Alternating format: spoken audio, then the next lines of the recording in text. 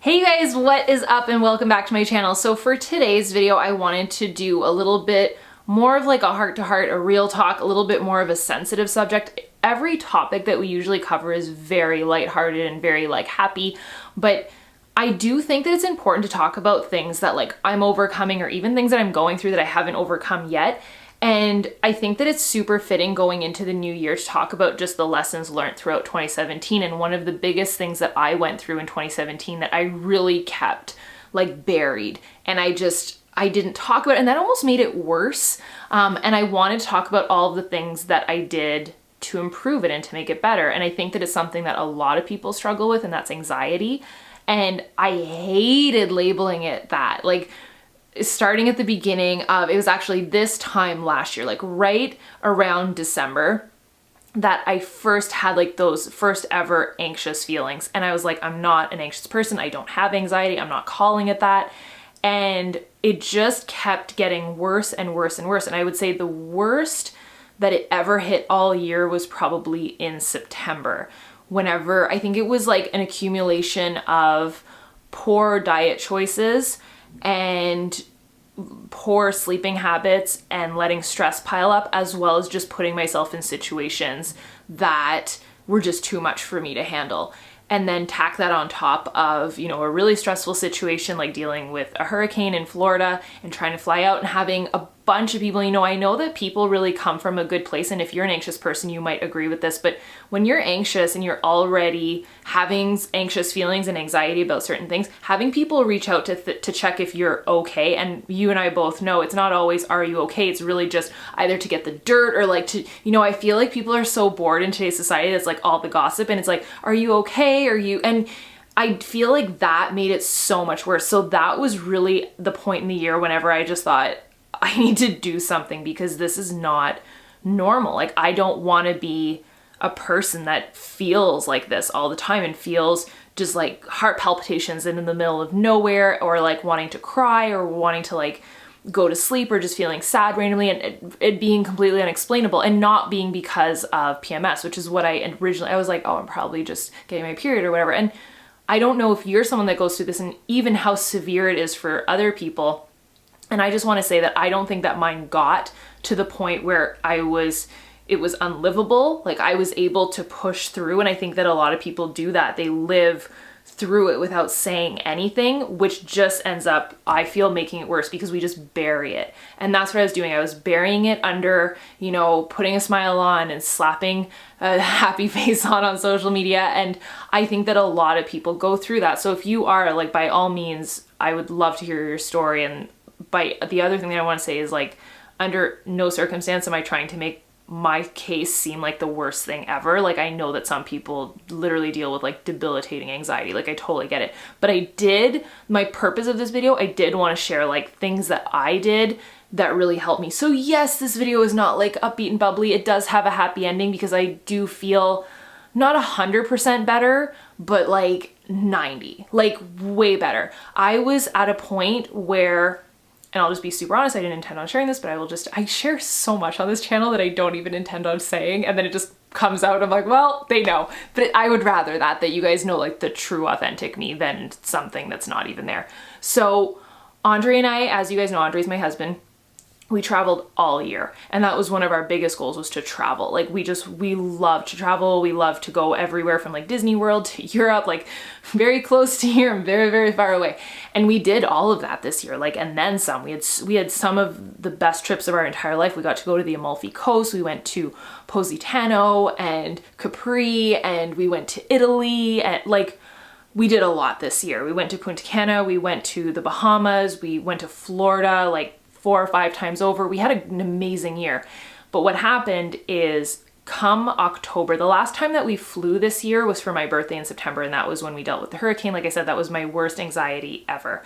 And I felt as well like I was turning to drinking to like get rid of it, not like during the day or anything, but just as a stress reliever. So, and what I mean by that is, perfect example, whenever I got on the plane to fly home, first thought was like, I'll just have a cocktail, like that'll calm me down. And I don't want that to be my crutch either.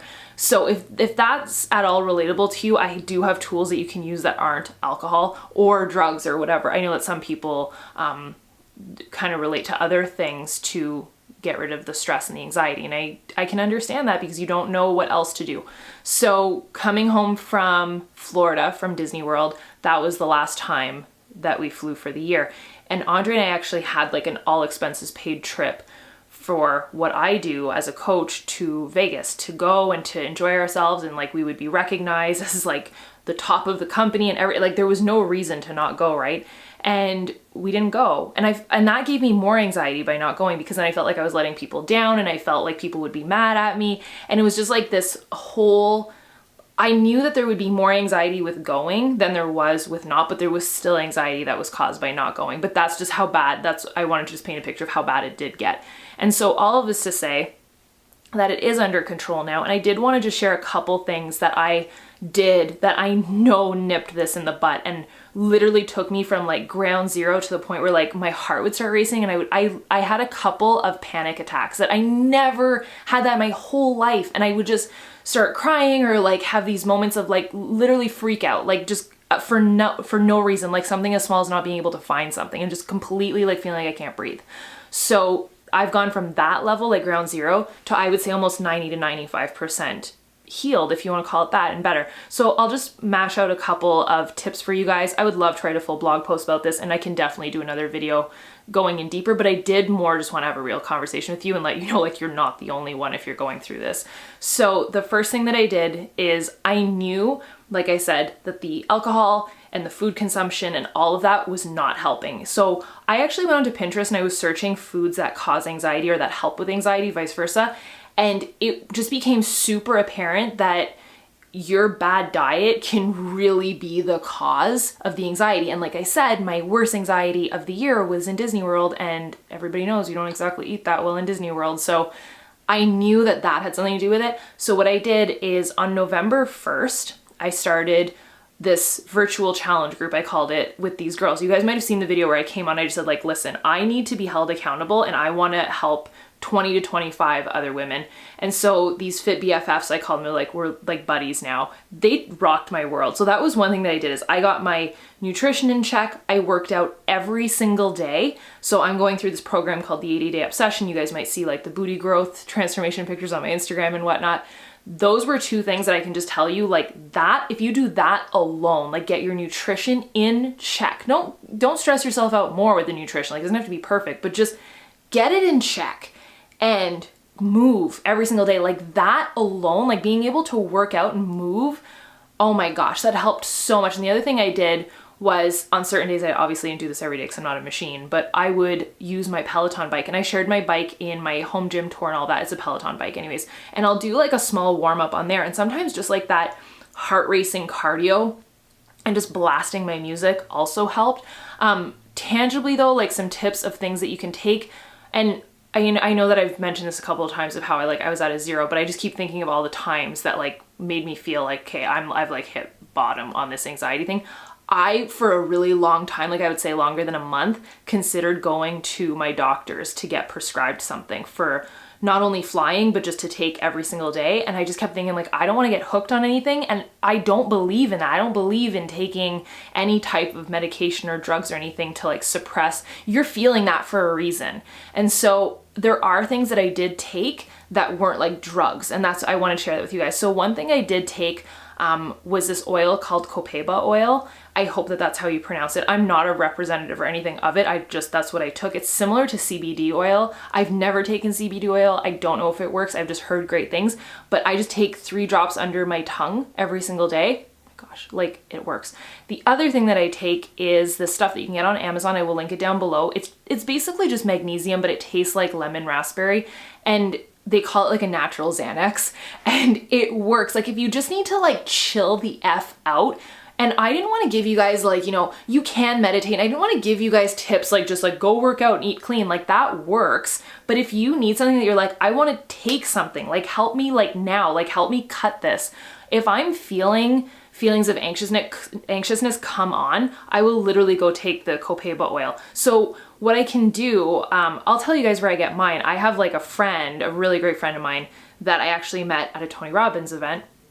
And she is the one that I buy the doTERRA copaiba oil from. So that's where it's from, but I'm not a rep or anything. I think that they have good products, and I support my friend. So that's where I get it. And then the magnesium, it's called Natural Calm. I will link that. That's just from Amazon, and it comes in like orange flavor, cherry flavor, and lemon raspberry. So I have lemon raspberry, and I just take that in water before I go to bed, or if during the day if you're just feeling anxious. So those are a couple things. The other thing that will help you tremendously, and I just joked about this, but I'm being serious. I talked about this in a video, I think it was like a morning routine video, or like how to, you know, how to kind of get into your goals and like what to do to get back on track. And I talked about meditating. And in that, what I do for meditating, like I'm not super knowledgeable about how to meditate, but I do have a really great tool. So I'm pretty sure I can share the link for it. And I just mentioned Tony Robbins. It's by Tony Robbins. And if you've never read any of his books or listened to his audio, I would consider it. Like I would consider, if you feel like you're struggling with it, YouTube some of his videos, just search Tony Robbins anxiety and watch some stuff, because the worst thing you can do is like bury it and not think about it and not talk about it. So in my meditation that I'll share with you guys, there's 3 things that I do. It's about 10 to 12 minutes, and I do it in the morning. So the first thing you think about is your gratitude. Things will come up that you don't even realize that you've forgotten about. Things that maybe might have been a coincidence that have changed your whole world. And I really think that that's the most powerful part of getting over anxiety is gratitude. Like I always say this, gratitude can abolish anxiety, it can abolish fear, it can abolish anger, like any emotion that you're feeling. If you just kind of shift that towards gratitude, it can help so much. So gratitude is the first part, and then you send gratitude out to the people that you love and you think about them. And then you think about healing, like anything that you want to heal. And so for me, it was like my anxious thoughts. And the other thing that I tried to realize, and I also learned this from Tony Robbins, was the thoughts that you have, they're just thoughts. Think of it like a cloud that's floating by. You don't have to pull it down and hang on to every single, like, it's okay to have thoughts, just let it go. And so the third part of that is all of your goals and all of the things that you want to achieve. And that was the next thing I was going to say. You know, having a goal that inspires you and excites you can help as well with anxiety, because what you're doing is you're almost getting like sucked into this whirlwind of, you know, that becomes your only focus, and that's the only thing that you can focus on. And if you can shift your attention, like I said, to gratitude, or even like a bigger goal that you work towards, and you kind of keep yourself busy with that and more excited about that than feeling distracted by the anxious thoughts, that helps as well. And the other thing that I want to share with you guys was probably 2 of like the best books I read this year. So one book that I read is The Subtle Art of Not Giving a Fuck. And it's so good because he talks about anxiety in there, and how when we have anxious thoughts, we get anxious about the fact that we're having anxious thoughts. And then the fact that we're having the anxious thoughts makes us more anxious. And he talks about this and how we need to give less shits about things. You know, we're taught to like care so much about all of the stupid stuff in life. And he really goes through, you know, what really is worth our focus in life. And I just thought it was such a good book. Like it really hit home for me. And it definitely touched on anxiety. Now that was more of like a philosophical, like the way that we think. And in terms of like a tangible trick that you guys can use, I would say to read the 5-second rule. Now the title of the book kind of says it all, but she goes over everything from having a fear of flying and anxiousness with that, and how to just completely get rid of any anxious thoughts that you have or any negative thoughts that you have with the 5-second rule. And that's by Mel Robbins. So I can link those down below as well. Now I know that that was probably just like a mouthful of information, but the point of this video was more so to let you guys know that if you're dealing with it, or if you ever have dealt with it, I'm right there with you. I'm working through it. I really have to say that the accountability and the support of like having these girls, like these fit BFFs, and working out with them and getting my nutrition on track and feeling confident again really helped, like really helped. And then all of those little tangible tools that I gave you helped me a ton. And I know that it'll be, you know, a little bit of a bridge to kind of cross and to get over, but I feel like I'm definitely making progress, and that's why I wanted to make this video. And I definitely did want to share that it's something that I'm going through, and I didn't just want to pretend like it wasn't. And so hopefully this was somewhat inspiring to you guys, somewhat helpful. I love you guys so much, and that's why I do my best to kind of put myself out there for you guys and try to really truly help with like real content that really does help. And so that's why I kind of always default, by the way, to hopefully that was helpful. I know it's like almost like a nervous tick, but it's the first thing on my mind. I always think like, I hope that that video was helpful to them. So hopefully it was. If it was, definitely give this video a thumbs up. Let me know your story in the comments below if you've ever dealt with this. If you just think I'm a crazy person, whatever hit home for you with this video, I really would honestly love to know. If you do want a video that might help you a little bit, I did film a video earlier this month called How It Changed My Life, and the flood of love from that video, and it just really showed how much of an impact that video had on you guys. So if you did not yet see it, I will link that down below as well. Make sure that you are subscribed, and I will see you in the next video. I love you guys so much.